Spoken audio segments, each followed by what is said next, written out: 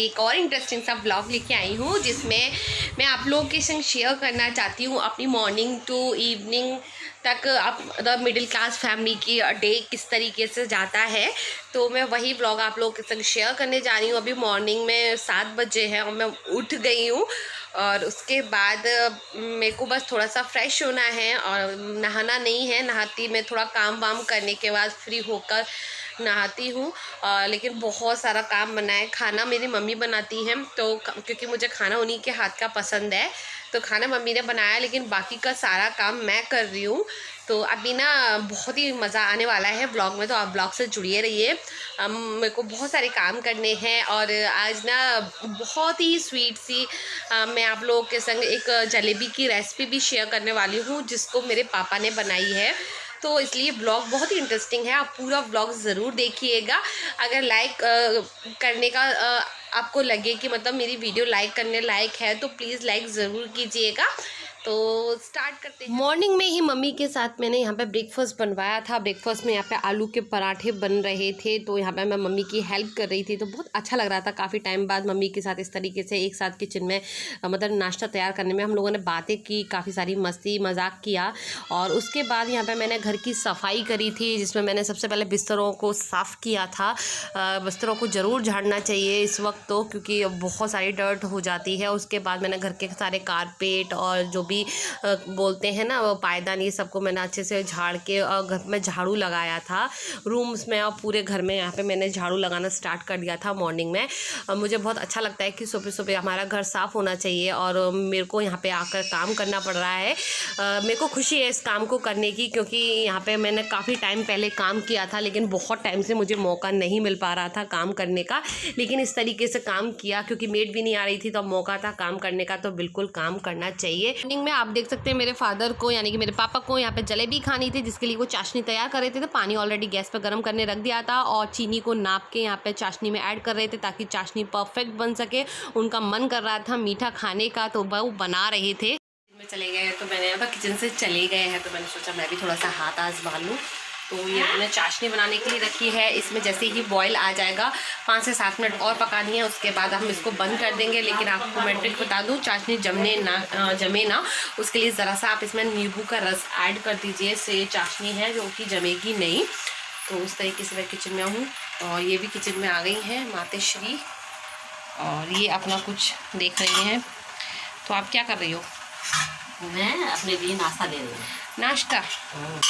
Okay, आप नाश्ता कर रहे हैं। यहाँ पर मेरे पापा ने चाशनी में फूड कलर ऐड कर दिया है ताकि जलेबियों में अच्छा से कलर आए। और यहाँ पे वो जलेबी बनाने के लिए कपड़े को कट कर रहे थे, उसमें होल कर रहे थे तो ताकि हमारी जलेबी अच्छे से बने। और गैस पे हमने ऑयल रख दिया था कढ़ाई में और जो कि गर्म हो गया था और साइड में ही यहाँ पर चाशनी रखी हुई है।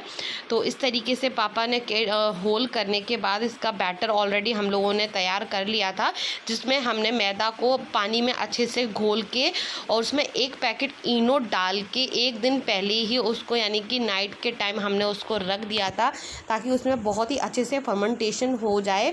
और जब हमने मॉर्निंग में देखा तो कुछ उसमें अच्छे से फर्मेंटेशन हो गया था। और उसके बाद हमने इस बैटर को कपड़े में फिल करा और उसके बाद पापा ने यहाँ पे जलेबी बनानी स्टार्ट कर दी थी।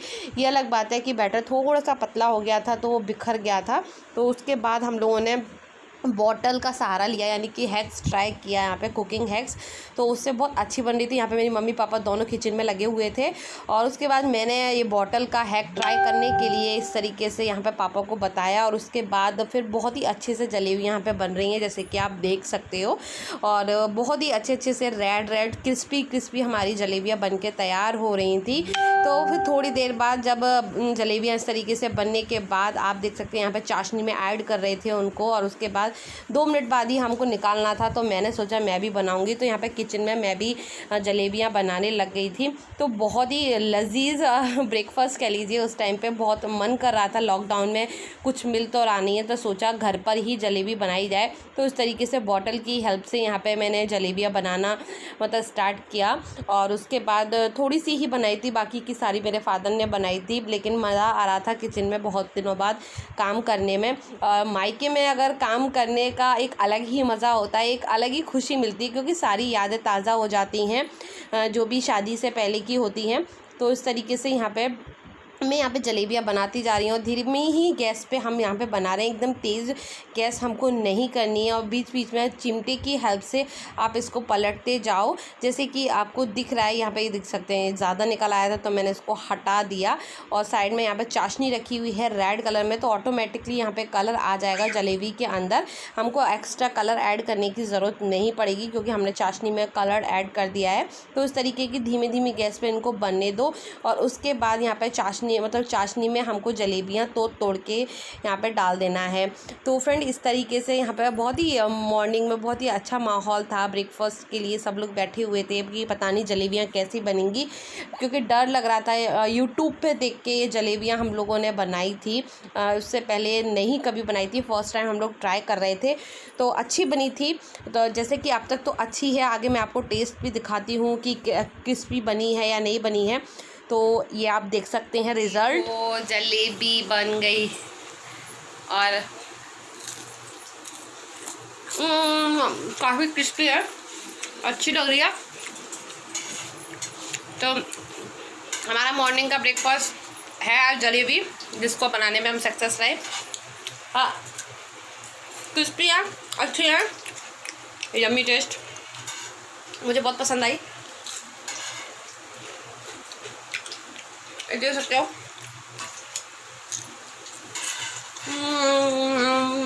झाड़ू मेरा लग चुका था, अब बारी है पोछे की। तो यहाँ पे मैंने फिर पोछा लगाया था। मेरी बेटी साइड में खेल रही थी बिस्तर पे और यहाँ पे मैं पोछा लगा रही थी। और पोछा लगाने में मेरे को थोड़ी सी प्रॉब्लम हो रही थी क्योंकि यहाँ पे मैंने जो प्लाज़ो पहन रखा था वो मुझे बहुत ही डिस्टर्ब कर रहा था।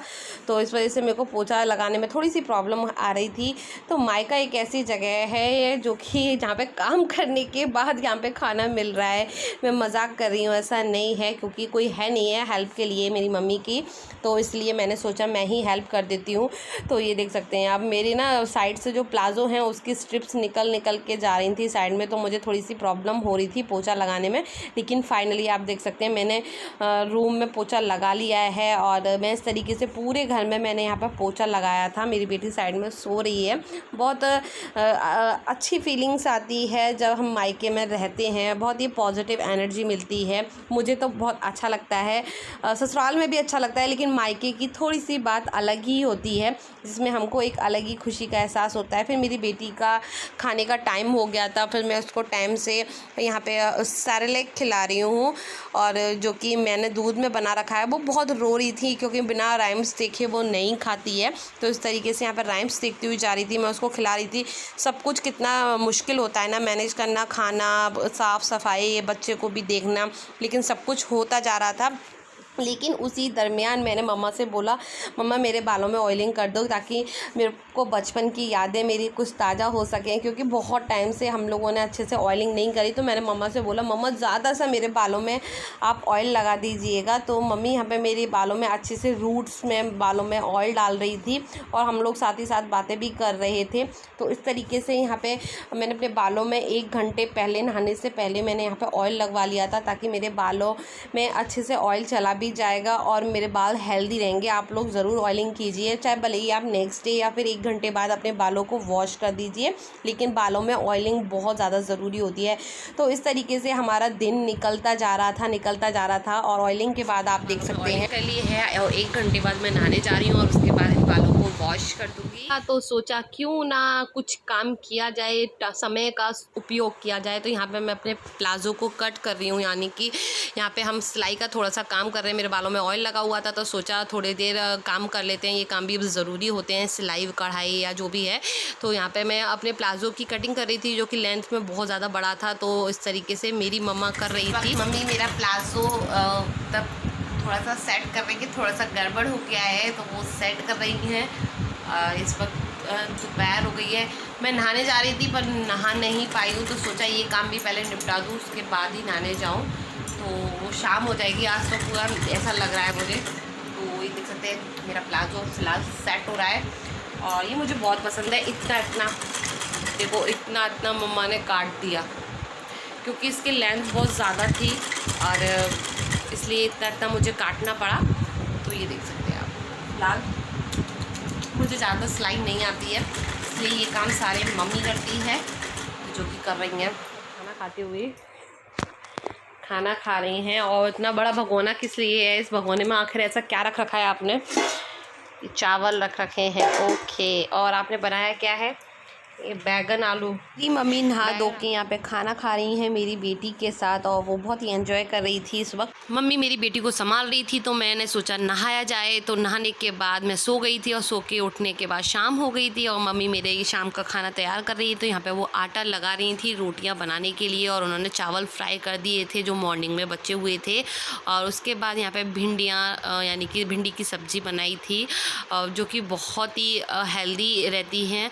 तो इस तरीके से यहाँ पे बहुत ही सिंपल सा खाना बना हुआ था। तो इसी तरीके से पूरा दिन जाता है, सुबह से लेके शाम तक हमारा पूरा दिन इसी तरीके से निकल जाता है।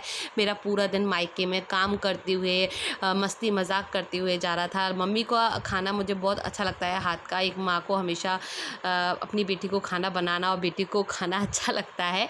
तो यहाँ पर मम्मी खाना बना रही थी, रोटियाँ बना रही थी, सॉरी। और उसके बाद हम सब लोग एक साथ बाहर बैठे थे खाना खाने के लिए, ताकि एक साथ फैमिली के साथ डिनर करने का एक अलग ही मज़ा होता है। तो यहाँ पे हम सब लोग साथ में खाना खा रहे थे। मम्मी एक एक करके सबको रोटियां बना के देती जा रही थी।